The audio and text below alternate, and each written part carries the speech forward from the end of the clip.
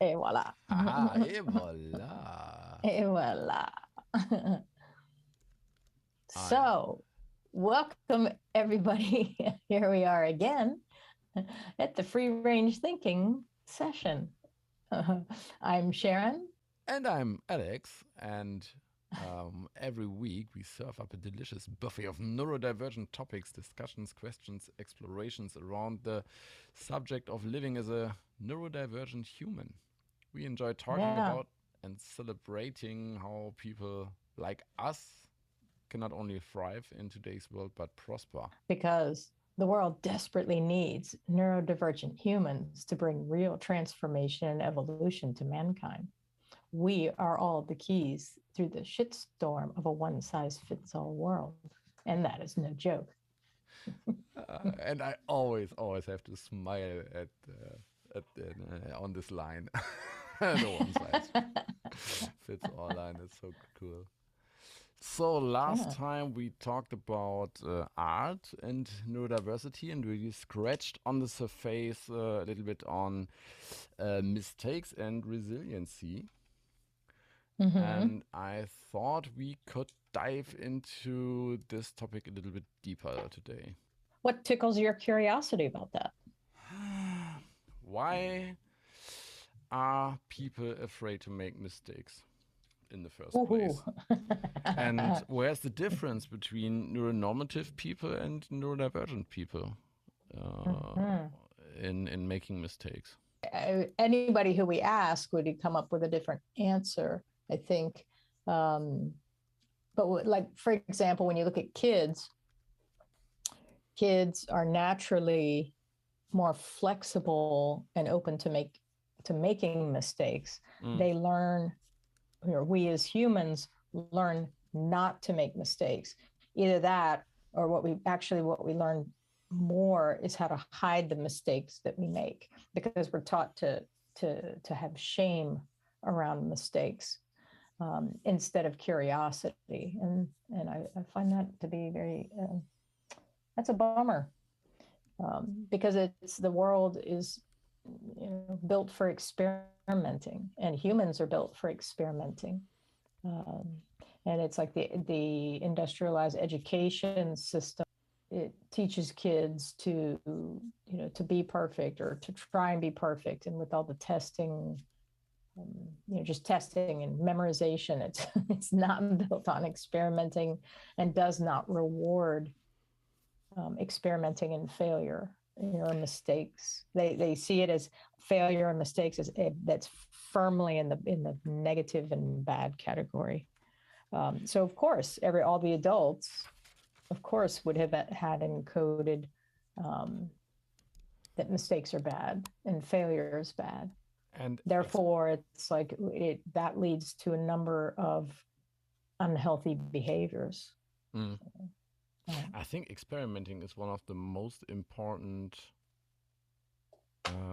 words or expressions in this context, because when you are talking about experiments, then it's always implied in the function of an experiment that it could fail, but it's Mm-hmm. not a mistake, because when you plan or when you are working scientifically on an experiment, it's totally okay when it fails, because then you find out something. And normally you don't do of course in chemistry or physics school lesson, most of the time you know what the outcome is, so that's an experiment. They are not really so they don't fail that often. But Mm-hmm. when you take a really scientific experiment where you want to test your thesis, or where you find something, where you want to find some new scientific insight, then failure is much more often a possibility, or is a much higher possibility than success. Mm-hmm. But you still learn Mm-hmm. from it. The failure is still valuable, because you learn something new from it. And Yeah. Yeah. I there's think it's like experiments. equal information. Mm-hmm. This is why we're experimenting. I mean, Mm. in all little kids, if you watch little kids, you know, they're making mud pies. What happens if you put in, you know, more water? What happens if you add more water? Ah, it turns to soup. You know, that's information. Yeah. Then then the kid knows next time, add a little bit of less water, add it more slowly, add it more, you know, it depends. But we need to be in a curious mindset in order to absorb the information. And I think this is you know, trying to create or get ourselves into the curious mindset to excuse me, to be able to absorb. I want to say the right information. Is that the right one? I'm not quite sure. But if we're in the experimental mindset, we will be pretty curious. Mm. Sorry. And I think time is an important factor again, time and patience, because as an adult, you often want to skip the experimenting part because you know what's going to happen, and you just say, just put not so much water in it, build your sandcastle, and then we can go home because I don't have time. Well, this is where the you know, the problem of not letting kids figure it out for themselves, and it's hard. Have you ever watched somebody fail and like, well, you've got kids. How comfortable is it for you to let them just do it? I learned to be pretty comfortable with it. I always we just had the discussion 2 or 3 days ago where I asked our daughter a question and my girlfriend was answering it, and I said, no, let her come up with an answer. Don't think for her, or let her figure out how to find the answer. And she was she wasn't impatient. She just wanted to help. It was in a good intention. But still, she took away the possibility for the little one to figure it out on herself, on her own. Right. And it's and I want to say, in this era, there's, you know, kids have very little free time, especially away from the parents, you know, and away from adults. Whereas when I was growing up, I mean, we were running around with other kids and you're just figuring stuff out. Yeah. And we had the freedom to do that. Yeah. And now that all the time is just scheduled and slotted. And so where does the little human now figure that stuff out? Yesterday, since the girls are still both positive with corona and have to stay inside all the time, I have to work at least a little bit. My girlfriend is feeling not so good, so she's laying in bed and yeah, getting better again. So the little one has to occupy herself from time to time. And the day before yesterday, for example, she figured out we have a climbing rope and gymnastic rings in the living room. And she spent like 3 hours climbing and doing different stunts and hanging from them and figuring out how long she can hang on the one ring and on the other ring, and how that was really interesting to watch and to observe how she was experimenting with gravity and her grip strength.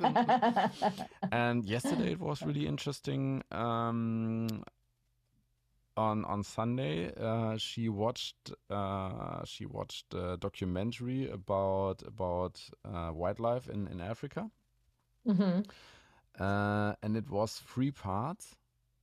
And on the third part, I brought in my little white camping table into the living room. I used that when I was in isolation, but I wanted to draw a little bit, so I put it in the living room, and I got a handful of 8 or 9 cheap fountain pens I gathered together from different boxes the last weeks, and sat down and started to draw.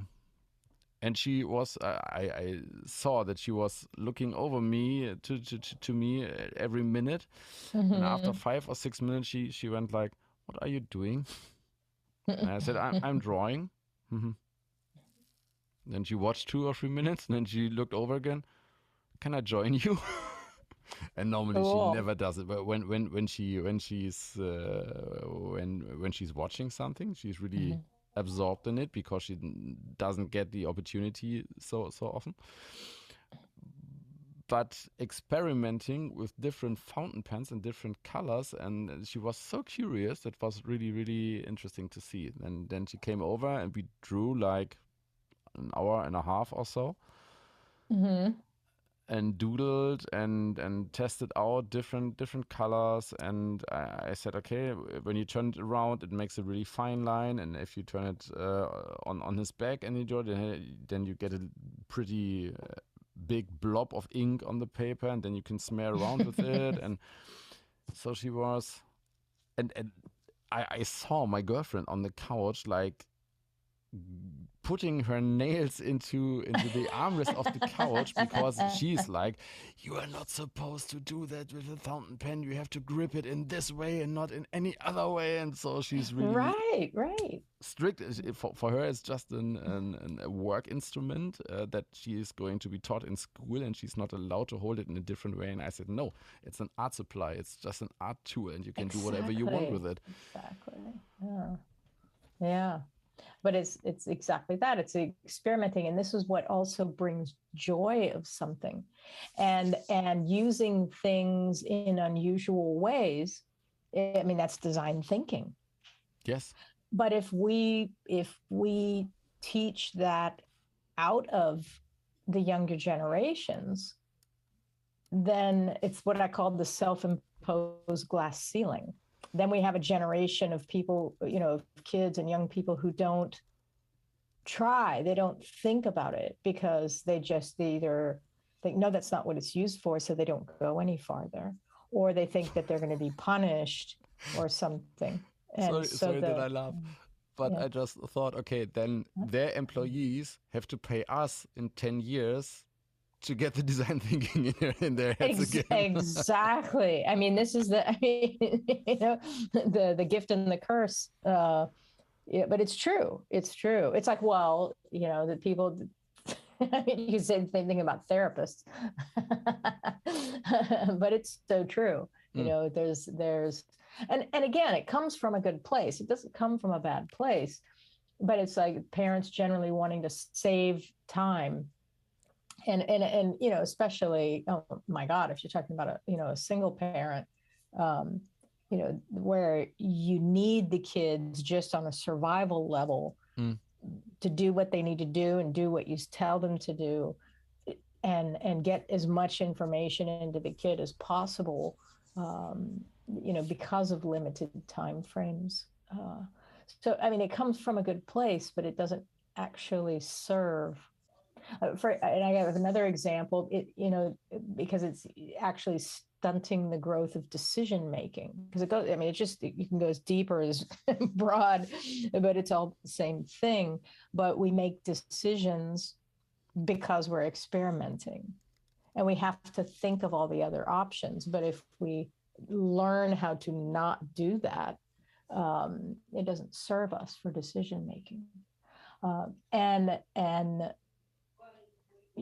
some humans have their capacity for decision overload is very broad and very wide. And then other humans have a more limited, this is just the nature of the hardwiring. But if the schools in our home culture are teaching us, a very limited, narrow way to make decisions, we don't even know our range. How would we know that without experimenting? because I went through, I had I would say in my 20s, and I was always very surprised because a certain number of friends who grew up in very rigid conservative households, and I don't mean conservative politically, I don't mean it like that, I mean just in what they were allowed to do, how they were allowed to do it, very controlled environments. And these kids had a hard time making decisions. And I would say, well, we could do this, this, or this. And I keep, but how? And they were very, very unsure and insecure. Whereas my sister and I had lots of freedom to make decisions. And my mother would say, I mean, you can't start off with little kids because kids need boundaries. So she would say, okay, tonight we're having fish. Do you want to have, broccoli, or do you want to have carrots? And so the little kids like, wow, you get to make a decision for the family. It's ridiculously simple, but you kind of start low. And then we would say, and then one thing we would do, oh, this is fun. And I mean, just the feeling of it, the emotion of it is so strong. But we would, on a weekend for a couple hours, and we would say, we would get in the car, because again, we don't have, she didn't have money, but she would do these things where she'd say, okay, let's get in the car. And we're like, where are we going? And it's like, we're going to play Get Lost. So she would drive in a certain area. She knew where she was going. Yeah. And obviously knew the best places to play. And then we would flip a coin. And then my sister and I would take turns telling her to take a left or a right, and how far she had to go, in there. So you'd say, take a left, go 5 miles, take a left, take a right. And so we would just get lost. And this is without GPS or anything. She had maps in the car, but I find it so funny now, because now we have Waze and Google Maps. But obviously my mother had a good sense of direction, but she, we always got back home. So, so there was never anything, oh my God, we don't know where we are. So, and that in itself is an amazing thing to teach a kid, to purposely get lost. Yeah. We would generally take, sandwiches and drinks. And then the German expression would be, wir fahren ins Blaue. Yeah. we are driving into the blue. Into the blue, yeah. But what a great thing she did. And I still remember that. I'm like, oh, that's so cool. I have great memories. And of course you're in the car, so it's family time. Yeah. And so we would have these great discussions, and wow. No, the whole thing was just phenomenal. But giving a kid, a little kid, the authority to guide the family, that's an amazing thing. And so how often do kids get to do that? Yeah. Other than say, what movie do you want to watch tonight? And, generally it's, what is it? The Frozen for the 15th 100th time. I have a lot of respect for parents of little kids, I swear. Yeah, you can make the decision of Frozen 1 or Frozen 2. Right. Exactly. Do you think neurodiverse people have an easier time making decisions or a harder time? I think it depends on the neurodivergence,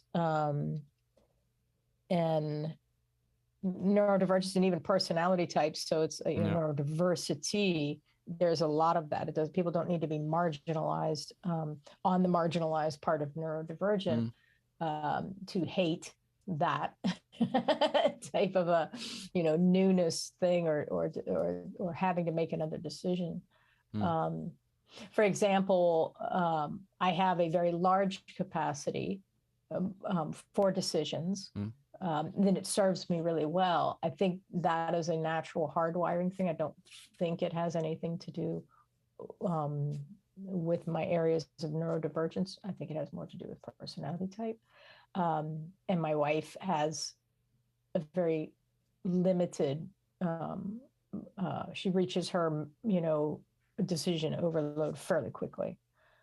But we make a good pair because then I can step in and help. Because for example, when we were racing the motorbikes and, packing the truck and packing the motorbike, packing all the stuff, for camping on site and tools, you name it. It was very extensive. And sure, I had lists. I had a list that I checked off, but there's a million, a million is exaggerating, but like hundreds of decisions you have to make on the fly every time you arrive, because it's a different setup each time. Luckily, that's a skill that I not only have, but I like, which also works in the workshops and doing live events and art festivals. This serves me and I like it, where it stresses her out. Is it the seriously stresses her out? Is it the making of the decision what stresses people out, or is it the being scared of regrets that you can have later on that stresses people out? Because interesting question. Now I have to think about this. You sent me down a rabbit hole of thought. Yay. I think it's a number of different things. It feels like it's a number of different things that are in play, because it's definitely not just one thing. That's for sure. It's complex. It feels more complex than that. Definitely, my wife is sometimes she can be paralyzed about making the wrong decision. And that is like, comes from two things: her perfectionism and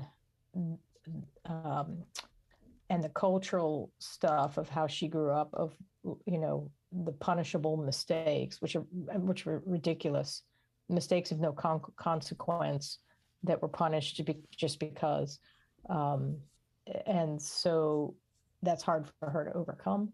And whereas, so it's a number of complex things. It's personality type and culture in her case. And so I can speak to that. Other people, I don't know unless I have, kind of an in-depth discussion with them. How was it for you? Yeah, I just had an insight that has to do with buyer's remorse. A lot of people regret a decision to buy something right after they got it, because it doesn't fulfill them in the way they thought, or they realize they spent too much money on it, for example. And I used the time in isolation to sell a lot of stuff that I collected over the last 3 or 4, 5 years, especially wristwatches. And I didn't have buyer's remorse back then when I bought them, because I really liked them. But I also bought them always I always waited or bartered a really good price for them. Just because I didn't wanted them so eagerly that I could wait, so I always waited for a good offer. So I was able to sell some of them for double the money I bought them for. Nice. Which we are talking of. I bought one for 300 and sold it for 650, for example. So Nice. that was quite nice, and it was really. But I never was sure that I would be able to do that. And it is really just before we started the podcast. I gave Korea the most expensive watch, which is in the lower 4 digits. That's going to Vienna now, and it's really exciting to send it with this special valuable goods Korea, and still thinking, okay, am I being maybe ripped off like the money? Can Mm-hmm. he book it, transfer it back to his bank account? And am I standing there am I going to be really angry in a week? I don't know, but Yeah. it's some kind of still some kind of experiment for me. Yeah. Yeah. Yeah. And I did this. I did this and I bought this a little bit with this experimenting mindset. Mm-hmm. Mm-hmm. So it's just Mm-hmm. fun. It's it's a little bit Yeah. exciting. It's a little bit Mm-hmm. thrill, Yeah. uh, Yeah. but I don't And a regret little bit of anything. discomfort and a little bit of discomfort. Yeah, Yeah. yeah, but a good in a Yeah. good way. So that's interesting what you said. So let's kind of dig into this. Mm? When you think, so when you say experiment, what are the feelings that come up around that word? So there's, you said, a thrill and excitement. It's the excitement of Mhm. it's like um finding something in the woods and digging it out of the dirt and finding that it's Treasure hunting. yeah, it's like treasure hunting for me. Like yeah, that's what I can compare it the most with. Uh-huh. Uh-huh. Yeah. Yeah, for me as well. It's definitely, and I get yeah, I have a joy. Um, so let me ask you a question on, for example, the treasure hunting kind of excitement of it on a scale of 1 to 10. What is that like for you? When you say, when you're experimenting with, let's come up with a kind of an example. Come up with an example if you were to experiment with something. But there's a low level experiment and then there's a higher level experiment. And so let's look at first like the low hanging fruit, something that is no big deal. Nobody's going to lose a life or a leg for it. The I just had the experiment in mind, which is a little bit on the higher level, like between a 6 or an 8. That was the more expensive watch, because there were so many new shades in there of learning, because I tried to sell it in different watch forums in Germany, and there were lots of questions and people that there was one guy who said, oh no, you can't send this with DHL because it's not insured enough and you have to use some other courier. And I mean, I got it through DHL, so I thought, oh, okay, nice to know that. So then I had to call some of those couriers that normally are transporting like goods for 50, 100, 250,000 euros or what. And that was exciting and learning something new. And another example that comes to mind is when I was working, or I wasn't working as a car blogger. I just was Germany's first car blogger in some kind. I was the first one who was invited to all those fancy press events and so. One of the most irritating, exciting, a whole new world opens in front of me moments was when I entered an airport lounge for the first time. Okay. Where you get into like a little, sometimes it's a little bit, it's a big living room. Sometimes it's like a hall, but you have free drinks, free wine, free champagne, free coffee, free snacks. That was like, whoa, that's a parallel world. I never expected there to be. And some months later, somebody took me into the Hon Lounge, which is, like a luxurious hotel suite with leather armchairs and like really Mm-hmm. like you expected in a movie. That was something where I had this, like I found some kind of treasure. Mm-hmm. Mm-hmm. Mm-hmm. And then I really was surprised of myself how fast it became totally normal to me. Right. Right. And I sat in a train with Deutsche Bahn, in a German train, first time in the first class coach. Mm-hmm. Uh, and the person who checks your ticket came up to me, and I asked him, because I was going to my second flight in business class. And when you fly business class in a Lufthansa plane, I don't know why I'm telling this, but it just came to my mind. When you're in business class on a Lufthansa flight, as soon as you are sitting down, some purser or purserette comes up and they offer you an orange juice or a champagne. Mm-hmm. And I was sitting in this train and asked the woman who's checking my tickets, okay, when the champagne is coming, and she looked at me and said, "What?"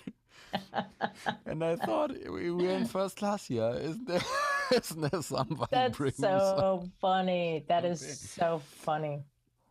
You It, turn it in. You get a couple things under your belt. And look, you turn into a little princess. yes, Now yes. that's sorry. So you turn into a little prince, because to Yeah. go little princess that's very sexist and pejorative. So turn But I into a was little. annoyed of my. As soon Yeah. as I spoke it out, I was so annoyed of myself, and I thought, like, Oh how no. damn spoiled are you in not Oh in 4 weeks yeah. or so? You are like, you It's are funny. expecting. It's not shameful. It's funny. Yeah, now it's funny, but in this moment, Yeah. I felt ashamed of No. myself a little bit. Oh. But now it's See, a that's the it's a thing. funny Okay, story. this brings up a good example is that, you know, as adults, we're expected to the pressure to do everything right and react the right way, and that there's just like no room Yeah, to do ridiculous, silly things without punishment. And there's no parent around. You're doing it to yourself. yeah, And that's kind of sad. Because it's not necessary, yeah. nobody needs to be punished, nobody needs to be shamed. It's funny, it's funny, it's cute, it's uh you know yeah. But this is what the training, of training out the design thinking, training out the mistakes, training out it's strong. It's really strong. And but that's an excellent example. That's a great story for that. The proof of like, wow, look how strong that is, the training, because nobody's around to do that to you. you know it's Yeah. it's crazy It, because it is funny. It's hella funny. looking back, There's no shame around it. absolutely, yeah. Yeah, yeah. And so I guess the thing is that's important is, how do we deprogram? I know a tool. Yeah, it's kind of a tool. A friend of mine is pilot at the cargo airline, and he once told me that pilots. I mean, of course, pilots have all those checklists they have to work through. Mm-hmm. If the plane's all right, if and these checklists are always suited, of course, for the airport, for example. Mm-hmm. Because when you start a plane in Frankfurt, it's totally different from Quito where's Quito in Ecuador, I think. That's one Mm-hmm. of the hardest airports Yeah. he had to fly to, Mm-hmm. because it's so high and there's a rift, or Mm-hmm. the mountain is Mm-hmm. like it's going down, and there are really really dangerous winds there. Mm-hmm. So they always have to adjust their checklists. And especially, I guess, in Quito, he explained me that pilots have canned decisions.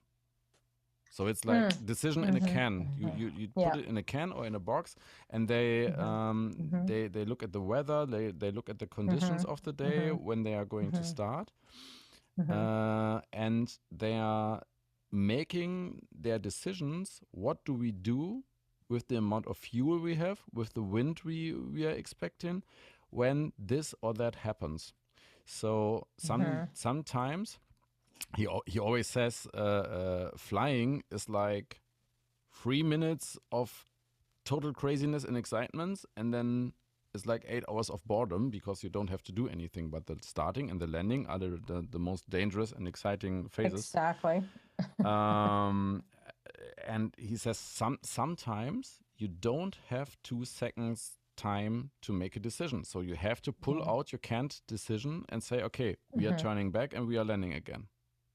Or we are pulling through and doing this or doing that. So, and that's a really, really powerful tool, I guess, that if every time you are feeling some kind of anxious about a situation where you have to do a decision, that you are thinking it through and okay, when I make this decision, what can happen then? What can happen then? What can happen then? And what am I going to decide in the second and in the third step? And when you are thinking this 9 or 18 or whatever possibilities that could come up, when you are thinking all those through, you are feeling much better prepared. You know what to do when it happens. And oftentimes, when you are thinking it through 2 or 3 more steps, you're realizing, okay, there's nothing really bad going to happen. I can deal with that. It's not the end of the world. What could happen? So that's. But it's like it's no, I agree. And for a pilot or a heart surgeon, all right, yeah, I don't the decision tree is a good thing, and the experience, but again, it's like the low hanging fruit decisions where we get training to trust ourselves, because if something goes wrong, then they're going to have to make some decisions that are outside the box. And this is what like hero stories are all about, is people that did the right thing. Now there's a number of them where they obviously made a bad decision and people die, but it's generally speaking, the things like that with the pilot and the surgery, and it is a procedure. It's not a free form thing. The majority of it. I have an example for that, because he also said once, flying the most important instrument for flying a plane, and it doesn't depend. He flies little small sailing planes, or how are they called, with no motor, that are just gliders. Gliders, gliders, and as well like big freighters. He said the most important instrument is still your butt. So like feeling what the plane is doing, what the wind is doing, is still, you can't always rely on instruments. Yeah. And it's when you have just fun flying, as well as in situations where everything goes wrong, and you prepared canned decisions aren't working. Also, you have to rely on your intuition, on your experience, on your butt, what the wind is doing, or what the air is doing to the plane. That was just something that came to my mind. So that but it's true, and it's like, let me ask you a question. Would you rather? I was going to ask it in a particular way, but I'm not going to ask it that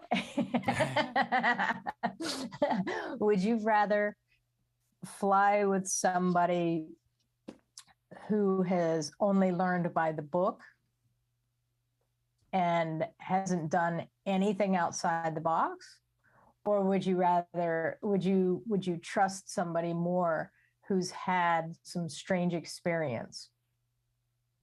They still fly, by the book, but they also have that other experience. I would go with those who had the other experiences, Yeah. definitely. Do you know the story with the, I guess it's South Korean pilots? I think it was. That's a little vague on a question. Go ahead. Tell me more. There were some incidents with crashing planes, I guess 2 or 3, in the 60s or 70s, where the culture and the language of the I think it was South Korea, the Asian country, was standing in the way of making the right decision, because the second pilot, for example, didn't speak up to the wrong decision of the main pilot. Right. No, I remember this. Because of this hierarchy Yes. and this cultural hierarchy in the language. So there was a decision made that in the cockpit they have to speak English, because then there's not this cultural hierarchy in play anymore. So I'd like to go back to your question of like, is it easier, or what not is necessarily, is it easier? What's the difference, or is there a difference for neurodivergence in decision making? And is it easier or harder? Again, for some that, for example, I have a friend who deals with issues of OCD. And so he's uncomfortable with a lot of decision making outside of a fairly narrow thing, like and change things. I do, he and I have conversations around,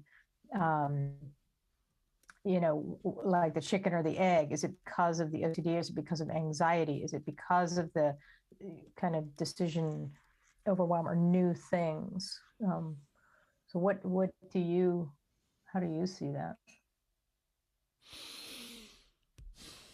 I think on the one hand, when I think of ADD, for example, and you are really when you are really quick thinking,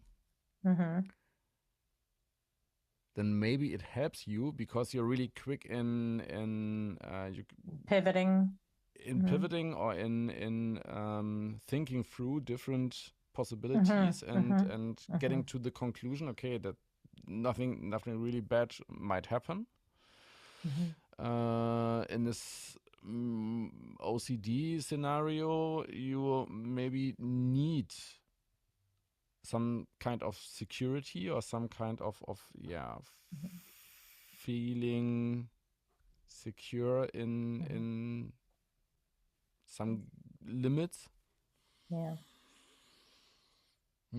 Yeah, I would say I would have to agree with the ADD aspect of it, because for me, I can whip through a massive amount of scenarios, a massive level of scenarios and inputs to come up with kind of probabilities.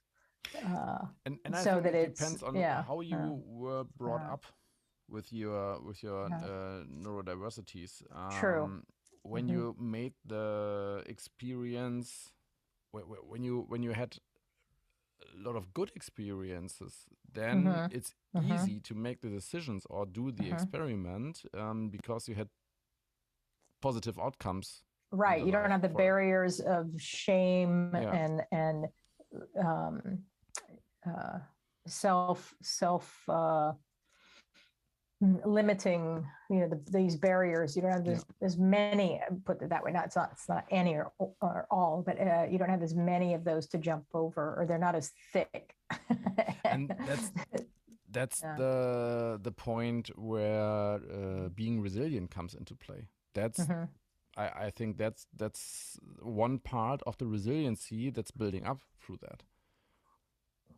Yeah. When you know nothing really bad is going to happen, or even better, it's always getting almost every experiment or decision I make has a positive outcome on my life. Then you are building up some kind of resiliency, and if you are learning how to deal with when something goes wrong and goes not the way you expected it, but you still can deal with it in a positive way. I think that's one of the highest levels of resiliency you can reach. Yeah. It's like my friend who has the OCD thing. It's the therapy that he goes through, because he talks to he has a coach and counselor, and instead of taking a bunch of medication to lower the anxiety, they've been working on looking at like enlarging the perspective of possibility. So it's actually kind of like, in fact, when I think about it, it's sort of like design thinking practice. In fact, how does can you describe how the OCD plays out? Well, a lot of it is it's. I mean, I don't know. I'm not an expert in this by any stretch of the imagination, but the way he was describing it is there's an anxiety, so it's a control issue. So if I do this particular thing or movement, it will keep bad things from happening. So it's and so it's easier to talk about the kind of the training of therapy, behavioral therapy that they go through to lower the volume on that. And when the volume is lowered on that, I mean, it doesn't make it go away, but it makes it more manageable for him. And so it's the anxiety. For example, in the world, with COVID, he was suffering because it was so out of everybody's control, and there wasn't a lot of information, and so there was, so the volume went up on his OCD at that, a number of times. So he was trying to get it under control, to try and get a perspective on it, to lower the reaction to feeling out of control, because it's the mechanism for him anyway. And some people have it less acutely and some people have it more acutely. It depends on the person, and not all kind of behavior treatments work the same way. Not everybody has the luxury of stepping away from a medication.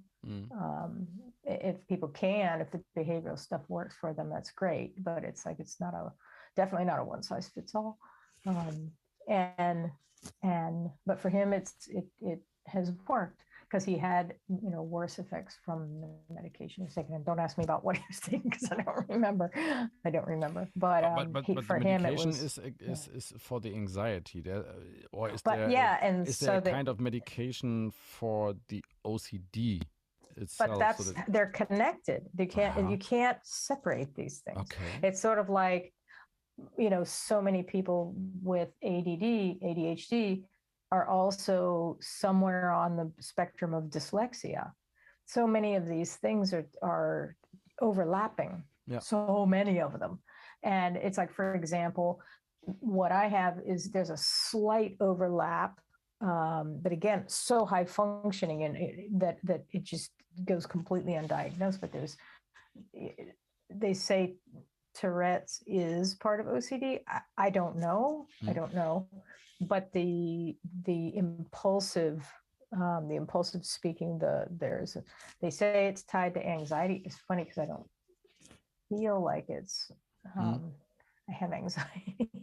I feel like I have lack of enough anxieties most of the times. I don't know how to describe that, but anyway, it's a whole other thing.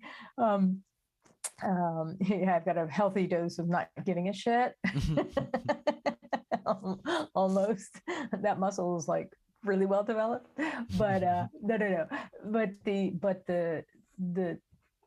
really borderline Tourette's thing. It's a thing for me, but if I'm nervous about something, it will, and I can tell I'm really comfortable with you because I cuss less. I don't say fuck as much when we're hanging out. I think that's the first one of this episode. Yeah. But if I'm more nervous, it'll click into that. I don't know why. It's just a thing. But yeah, it's not. Now if somebody has it really acute where they're really, suffering from it and it's cutting into their professional life. Yeah. It's like, okay, what do you need to, I don't do anything for it because it's not acute. It doesn't really faze me. Of course, I can tell sometimes on people's faces, it's like, oh, wow, she cusses a lot. I can see it. On people's faces. Yeah, but sometimes it's just cool. I think cussing can be. Yeah, but not if you can't control it. Not if you can't control it. It's not cool. Yeah, especially if you're in a professional setting, and it's not proper. It's not the place. And sometimes it'll be. Gary Vaynerchuk changed that. But sometimes there'll be things that'll pop out of my mouth that are super inappropriate. Yeah. And I'm just like, oh shit, oh well, you just have to. So I have to look at it as funny, and I'm not tossing it off like, oh, that's no big deal, and I don't care. But I mean, I have to laugh about it and just move forward. It is what it is. But it's not. I choose to function because, like, what else am I going to do? I try and be aware of it. I try and be in the mindset, a certain level of calmness and groundedness for something, even especially if it's really important and it's a speaking thing. Then, I'll do a lot of practice. It's just things that you have in place to. Do you have a tip or an idea how you can practice that, or how you can own your anxieties or own those features that people might be worried about or anxious about, that they are doing something wrong, to turn them into, I wouldn't say strengths immediately, but to at least own them and getting it's a super complex question you're asking, because there's so many levels. Every time you kept going, I was like, okay.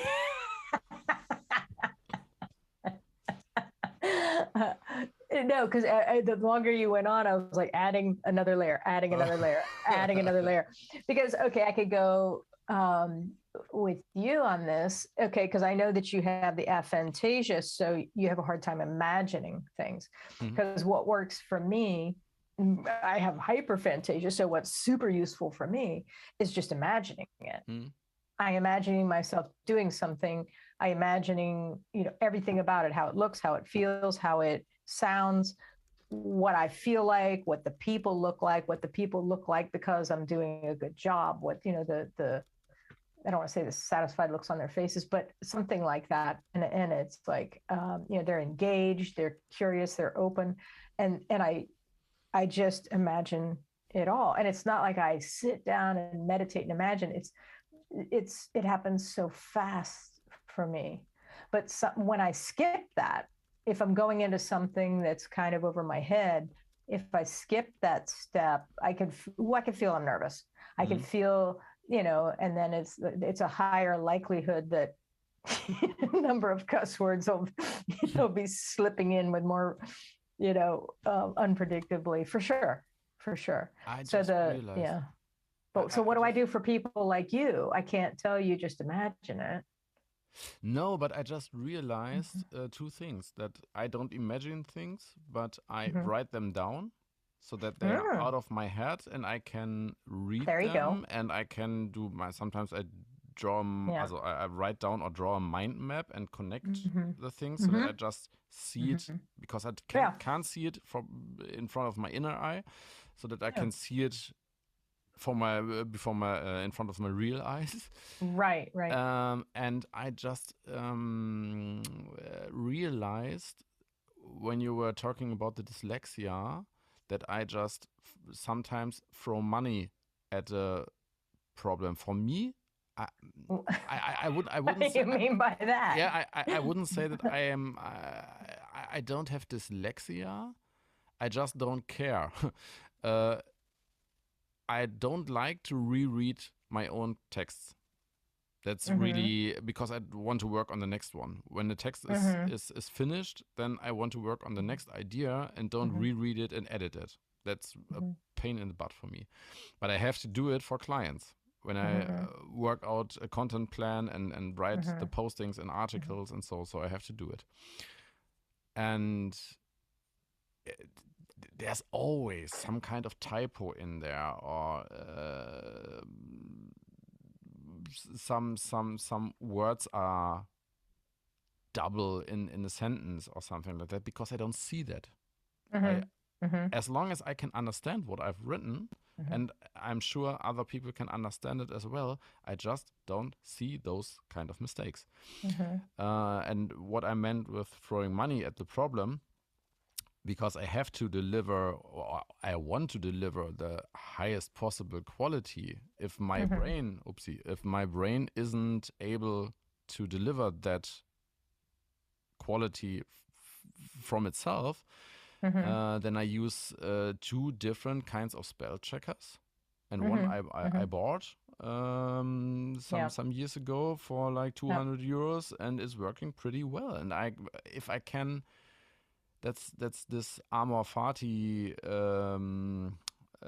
stoic philosophy concept, so that I know I did the best, and when there's still something in it that I didn't see, that the spell checker didn't find, then I'm fine with it. Yeah.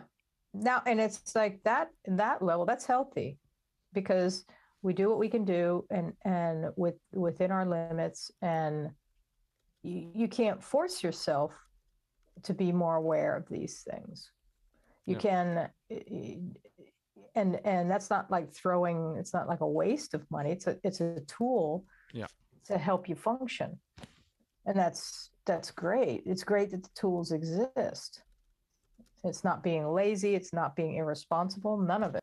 I'm always looking for tools that allow me to function better and easier. It's like I had mentioned before, the recording, the voice to text. It's super helpful. But that's why it's so important, I guess, to talk a lot about neurodiversity, so that people that aren't as deep into the topic as you are, as I am now through you, that they find conversations like this, for example, where they realize, oh, I'm not alone. Right. Oh, there are other people out there with the same. It's like the aphantasia for me. That is 11 months ago or so when I found out about it. It was like, oh, other people can see really pictures in their head. Yes. And I can't, and I'm in the minority with that. I thought everyone in the world was functioning the same way I was. So and finding out that how my brain works and finding out how other people are dealing with that. Then you can find the tools. Then you can develop strategies for different situations. Then you can decide, or then you can make decisions on how am I going to decide in or deal with it in a professional situation. How do I deal with it in a family or friends situation? How do I deal with it in a totally unknown situation? If you're not aware of what your neurodiverse features are, you don't have a chance to make a decision. Then you are just then you feel powerless. This is interesting because we just circled back around to the making mistakes and the experimenting and the making decisions. So it's kind of a good wrap up. So I'm going to claim it now. We can start to put a bow on this. But I like that we circled back around to the fact of the making mistakes and being comfortable with that, and the experimental levels of, the discovering, the treasure hunting. Yeah. But the treasure hunting about ourselves, with our neurodiversity and neurodivergence, it is an adventure, and it is a treasure hunt, and it's an amazing thing. And yeah. Look out for the trapdoors and the snakes. Oh, I sorry, but I just have to throw that in. I saw a video. Do you know these videos where an expert sits on a chair and talks about how different movie scenes are realistic or not realistic? I've heard of them, yeah. I haven't seen any of them. I watched once where an archaeologist, she rated, or she talked about how different movie scenes are realistic or not. And of course they started with Indiana Jones. Right. And yeah, she was talking about, okay, no, those traps, they are quite unrealistic. And then she I think she said it, or it was in the comments, but the takeaway was an archaeologist would be much more interested in all those traps than in this one artifact Indiana Jones tries to get. They would spend much more time on figuring out how these traps were built instead of just running through them. That's funny. Yeah, so true. It is. Yeah, that's interesting. But that is something I have to put on a t-shirt. The traps are more interesting than the artifact. Yeah. Oh, that's nice. And there's so much around that metaphor too, as a metaphor, because like the traps of ourself are so much more interesting than like the artifacts of success or something. Oh. Wow, that's deep. Yeah, huh? Isn't it? Cool. Yeah. I'll send you a message. Cool. Then have a great week. Yeah, you too. All right. See you. Bye. Bye-bye.